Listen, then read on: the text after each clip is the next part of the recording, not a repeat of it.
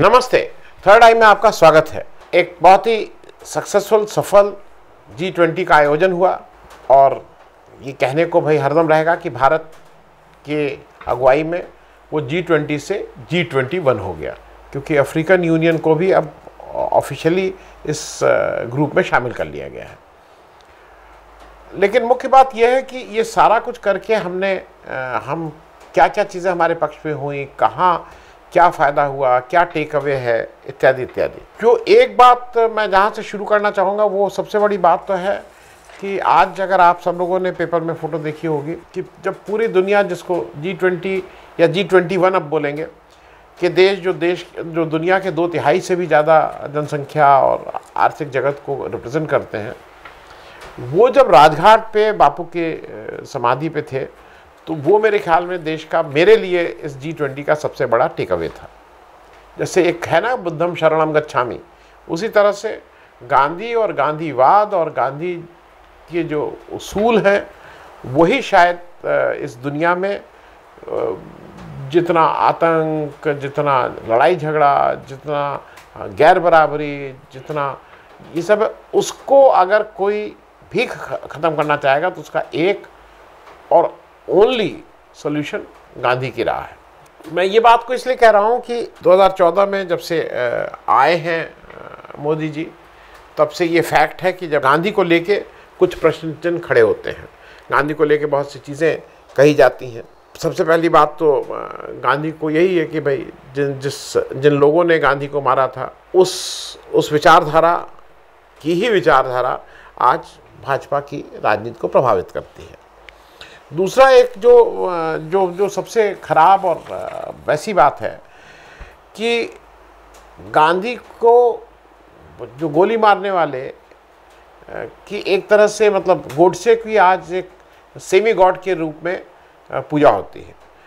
हर second 2 अक्टूबर को गोडसे को trend कराया जाता है, और ट्रेंड जो कराने वाले हैं वो उसी समूह के लोग हैं, और उन लोगों में से काफ़ी लोगों को हमारा जो शीर्ष नेतृत्व है बीजेपी का, वो उनको फॉलो करता है।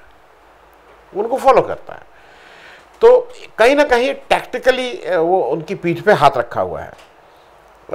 गांधी को जो गोली मारी गई थी, उस तरह का सीन रिक्रिएट किया जाता है, बंदूक में खिलौने वाली पिस्तौल से लाके उसको फिर गोली मार के खून बहाया जाता है। इस तरह की चीज़ें कुछ लोगों का मनोरंजन होती है।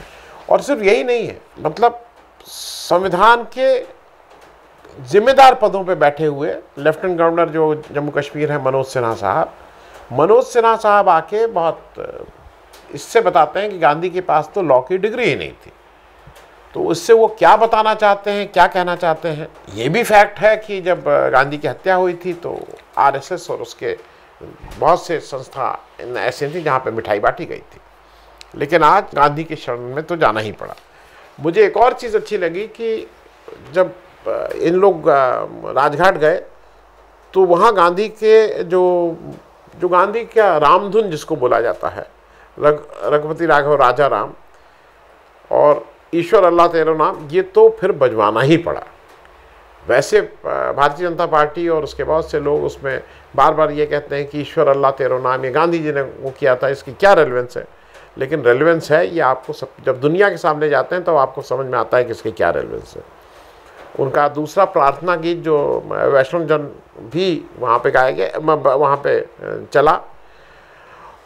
लेकिन साथ में एक चीज़ ये भी याद रखिएगा कि एक तरफ राजघाट पे आप शीश झुका रहे हैं, और वही एक महीना भी नहीं हुआ है, गांधी के नाम पे गांधी शांति प्रतिष्ठान, जो गांधी इंस्टीट्यूट ऑफ स्टडीज़ है बनारस में, और सर्व सेवा संघ, इन दोनों को ज़मींदोज़ करके उस सारे का आप मतलब उस पर कब्जा कर लेते हैं, वहाँ बुलडोज़र चलाया जाता है, गांधी साहित्य को वहाँ फेंका जाता है। ये भी आपकी सरकार कर रही है। तो ये कुछ अजीब तरह की बात है, लेकिन ठीक है। अब मैं थोड़ा उसके जो G20 में क्या क्या हुआ, G20 की जो सबसे बड़ा चीज़ बोली जा रही है, वो जिसको सबसे ज़्यादा सरकार कह रही है, मार्केटिंग कर रही है, वो ये है कि भाई यूक्रेन युद्ध पे बात हुई और कॉन्सेंसस बना। सब लोगों ने एक स्वर में यूक्रेन युद्ध पे बात की। और एक तरह से दोनों लोग कह रहे हैं, वो रूस कह रहे हैं, कुछ लोग कह रहे हैं रूस को कंडम किया, कुछ लोग कह रहे हैं रूस को कंडम नहीं किया, युद्ध की बात की। यूक्रेन के फॉरेन ऑफिस के स्पोक्स पर्सन ओलेग निकोलेंको ने ये बिल्कुल साफ किया है कि इसमें यूक्रेन को ऐसा कुछ नहीं मिला है, और उन्होंने तो बल्कि ज़्यादा स्ट्रॉन्ग शब्दों में कहा है कि भाई यूक्रेन का एजेंडा इसमें जो था वो नहीं हुआ है, इन्होंने डाइल्यूट किया है बातों को, रशिया को क्लीन चिट दे दी, इस तरह की बातें यूक्रेन ने कही हैं। संडे को ही एक न्यूज़ कॉन्फ्रेंस में रशिया के जो फॉरेन मिनिस्टर हैं सर्गी लावरोव, उन्होंने ही थैंक्ड इंडिया। उन्होंने साफ साफ कहा कि G20 समिट को राजनीति का अखाड़ा नहीं बनने दिया गया, ये बहुत अच्छी बात है। और दूसरा उन्होंने कहा कि वहाँ पे यूक्रेन का एजेंडा पुश नहीं होने दिया इंडिया ने, इसके लिए उन्होंने धन्यवाद दिया है। तो अब किसकी मतलब, और यूक्रेन कह ही रहा है कि हमारा एजेंडा नहीं पुश हुआ, तो ये बाहर आके कहना कॉन्सेंसस वोट था, और इसमें तो यूक्रेन युद्ध को रोकने की बात, आपने कहीं कोई युद्ध की बात, यूक्रेन भी नहीं मान रहा है इसको, और रशिया भी तो कह ही रहा है। जो फ्रांस के प्रेसिडेंट हैं मैक्रोन, उन्होंने कहा कि सर्वसम्मति इसलिए बनी क्योंकि सबने माना, और उन्होंने ये, मैं फिर कह रहा हूँ, उन्होंने ये अपनी प्रेस कॉन्फ्रेंस में कहा कि सर्वसम्मति इसलिए बनी क्योंकि सबने माना कि ये आर्थिक मामलों का फोरम है, ना कि शांति स्थापित करने का की कोई बात है। ये स्टेबिलिटी और शांति और इन सब का फोरम नहीं है, ये आर्थिक मामलों का फोरम है, और इसलिए कॉन्सेंसस बना इसमें। तो ये जो हम लोग है ना कि युद्ध रुकवाने में सफल और इंडिया की बात भूमिका, हालांकि भक्त लोग तो ये भी कहते हैं कि फ़ोन कर दिया और उसके बाद युद्ध रुक गया। और फ्रांस के प्रेसिडेंट ने और क्लियर किया कि ये फोरम राजनीतिक बातें करने का नहीं है, यहाँ कोई राजनीतिक बातें नहीं होनी चाहिए।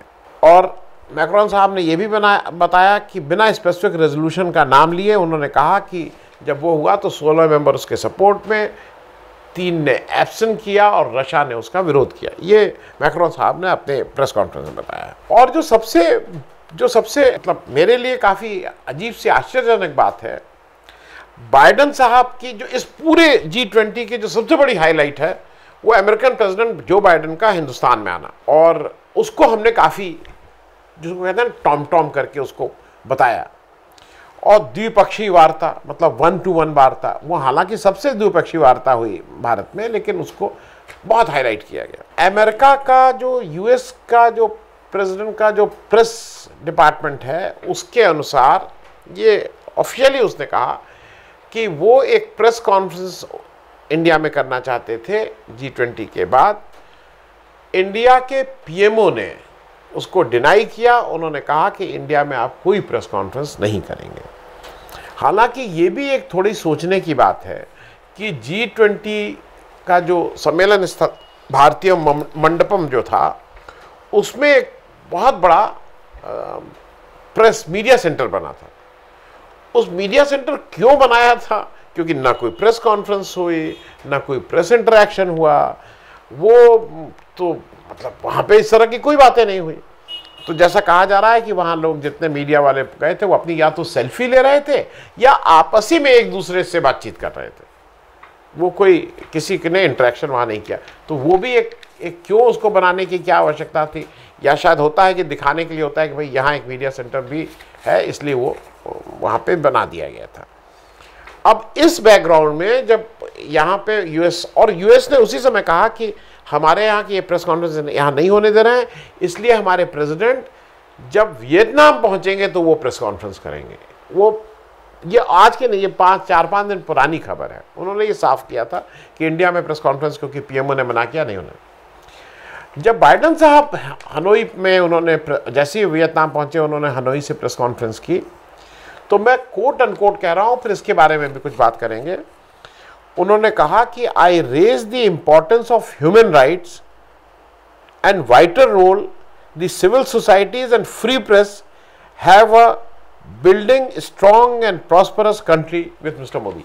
उन्होंने साफ किया कि ह्यूमन राइट की बात उन्होंने मोदी जी से कही, उन्होंने साफ किया कि सिविल सोसाइटीज़ की बात उन्होंने मोदी जी से कही, उन्होंने साफ किया कि उन्होंने फ्रीडम ऑफ प्रेस की बात मोदी जी से कही। अब इसको कुछ लोग ये लेके आ रहे हैं कि इन्होंने कहा, उस कंटिन्यूटी में कहा कि भाई जब मोदी जी अभी जून में आए थे अमेरिका तब हमने उस, अच्छा थोड़ी देर के लिए, अब कुछ लोग कहना कि नहीं अभी नहीं की, जून में की थी। अरे भाई जून में की थी और फिर हनोई जाके की, मतलब G20 से निकले और उनको केवल ये सब चीजें याद रह गई, freedom of press, human.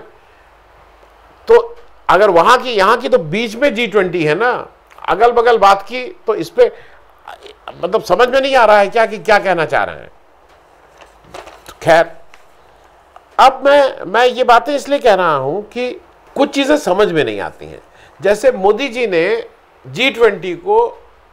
G20 का जो सत्र होता है, मतलब जो पीरियड है, जो जिसको प्रेसिडेंटशिप मिलती है, 1 दिसंबर से 30 नवंबर है, ये उसका साइकिल है, कैलेंडर है। मोदी जी ने 2.5 महीना पहले ही समिट करा के उसको हैंडओवर एक तरह से कर दिया ब्राजील को। ये क्यों प्रीपोन किया, मतलब ये किसी की समझ में नहीं आ रही है बात। अब एक ही बात है, देखिए जहां तक मौसम की बात भी है, तो मौसम नवंबर में ज्यादा अच्छा होता है इस तरह की समिट कराने का कि सितंबर में है, ये किसी से पूछ लीजिए। एक ही सिर्फ बात है, क्योंकि सारी चीजें मोदी जी का अभी पिछले 9.5 साल का, पौने 10 साल का इतिहास है कि वो चुनाव से ही सारी चीजें देखते हैं। तो चश्मे का नंबर चुनाव का नंबर है। चुनाव 5 राज्यों में होने हैं, उसमें जो ग्राउंड रिपोर्ट्स हैं वो खराब आ रही हैं, और इससे ऐसा, और क्योंकि अगर वो 5 चुनाव खराब हो जाते हैं तो 2024 का चुनाव फिर और मुश्किल हो जाएगा। तो शायद उस 2024 के चुनाव को इस G20 के भव्य आयोजन से प्रभावित करने की कोशिश की जाएगी कि साहब ऐसा वो कर दिया। कैसे प्रभावित करेंगे? सोने चांदी के थाली में खाना परोसा। तो अब आप खुद सोच लीजिए, जो देश उन 19 देशों में सबसे अंतिम पायदान पर खड़ा है पर कैपिटा इनकम के मामले में, उसके यहाँ सोने और चांदी के थाली में खाना परोसा गया है। इसकी क्या लॉजिक है, इसकी क्या रेलेवेंस है, ये केवल मोदी जी ही जाने। क्योंकि जो सबसे बड़ा टेक अवे है मेरे हिसाब से वो G20 का, वो अफ्रीकन यूनियन को यहाँ इसमें शामिल करना है। चीज़ और नहीं समझ में आई, क्यों ये जो 1999 में ये सफ़र शुरू हुआ, तो ये प्राइमरली इकोनॉमिक फोरम था, आर्थिक नीतियों के लिए था, और इसको हर देश के वित्त मंत्री इसको एंकर करते थे, वित्त मंत्रियों का ये था, और यही उसको एंकर करते थे कैसे होगा। और पहले उसमें जो उस समय दुनिया के पहले 19 विकसित और विकासशील देश थे, उनसे ये G20 बना था। आपने इस पूरे सम्मेलन में, जिसका मूल भावना आर्थिक और इकोनॉमी हो, आपने कहीं निर्मला सीतारमण जी को एक्टिव होते हुए देखा कि कहीं वो है? दूसरी बात, कहीं ये मान लीजिए अगर इतना बड़े, तो आपने जयशंकर जी को कहीं देखा कि वो कितने एक्टिवली ये सब कर रहे हैं? इसमें कहा यह जा रहा है कि जो अमिताभ कांत जी हैं, उन्होंने ही इस सारे डिक्लेरेशन पे बात और जॉइंट डिक्लेरेशन पे की, उनकी टीम ने। न वित्त मंत्रालय इसमें था और न विदेश मंत्रालय इसमें था। क्योंकि मुझे अभी भी लगता है कि भारत की विदेश नीति का जो सबसे बड़ा एजेंडा, आज विदेश नीति और हमारी जो डिफेंस मिनिस्ट्री है, इसका सबसे बड़ा एजेंडा जो मैं समझता हूँ, ये लाइन ऑफ एक्चुअल कंट्रोल और लाइन ऑफ कंट्रोल को इंटरनेशनल बॉर्डर में कैसे कन्वर्ट किया जाए, ये होना चाहिए। देश को आज़ाद हुए 75 साल से ज़्यादा हो रहे हैं, अभी तक हम उसी से जूझ रहे हैं कि अभी तक हम अपने देश के एक बड़े हिस्से को इंटरनेशनल बॉर्डर में कन्वर्ट नहीं कर पाए हैं। क्योंकि कितना अच्छा हो जाएगा, आप 5 ट्रिलियन इकॉनमी हो जाइए, आप दुनिया की 1 नंबर इकॉनमी हो जाइए, अगर आपकी सीमा सुरक्षित नहीं है तो ये सारी चीज़ें बेमानी है। अब जो उनका मुझे एक समझ में नहीं आती है कि मोदी जी इतना विश्व बंधुत्व और इसकी बात करते हैं, इंक्लूसिवनेस की वहाँ से बात कर रहे थे, पूरा दुनिया एक हो जाए। उसका थोड़ा अंश अपने देश में विपक्ष के साथ जो बर्ताव आप करते हैं उसको भी ठीक करें। मैं सिर्फ 5 बातें उस संदर्भ में कह रहा हूँ, G20 से मतलब से सीख लेके, कि विपक्ष दुश्मन नहीं है, वो लोकतंत्र का ज़रूरी हिस्सा विपक्ष है। आपकी विचारधारा न मानने वाला देशद्रोही नहीं है। इस मानसिकता से बाहर निकलिए। संसदीय नहीं, संसदीय परंपराओं का भी सम्मान करिए। खड़गे जी को अगर आप खाने पे नहीं बुला रहे हैं तो आप कोई उससे G20 में आपका कोई एक पॉइंट भी नहीं बढ़ रहा है। बुला लेते तो शायद 2-4 पॉइंट बढ़ जाते। थोड़ा जो सबसे बड़े पद पे बैठा होता है, जो सरकार चला रहा होता है, उसकी संवेदनशीलता थोड़ी और संवेदनशील होना चाहिए। मणिपुर में कुछ करिए, क्योंकि मणिपुर में अभी तक सरकार की तरफ से कोई संवेदनशील कदम उठाते हुए नहीं देखा गया है। और एक अंतिम बात इसमें इसलिए कि जितनी जल्दी हो सके, ये भाजपा की जो आपने वॉशिंग मशीन एक लगा रखी है ना, कि जो भी वहाँ जाए, जो भी कर्म करके जाए, मॉरल क्राइम करके जाए, रेप, बलात्कार, पैसा, रुपया, उसके साथ वहाँ कुछ नहीं होगा, उसको वहाँ क्लीन चिट मिल जाएगी। इस वॉशिंग मशीन को भी जितनी जल्दी बंद करेंगे अच्छा होगा। बाकी G20 हुआ, देश के लिए अच्छा था, लेकिन देश की आर्थिक स्थिति ये देखने वाली होगी कि हम जिस पायदान पे खड़े थे जब ये शुरू हुआ, जब हमारा अध्यक्ष ही वो शुरू हुआ, उसी पायदान पे आज भी खड़े हैं। देखने वाली बात होगी कि अगले 2, 4, 5 साल में हम किस पायदान पे आते हैं, हम क्या इम्प्रूवमेंट अपने पर व्यक्ति, अपने आम आदमी, गांधी के उस अंतिम आदमी की बात को कहाँ तक पहुँचाते हैं। थैंक यू सो मच, धन्यवाद।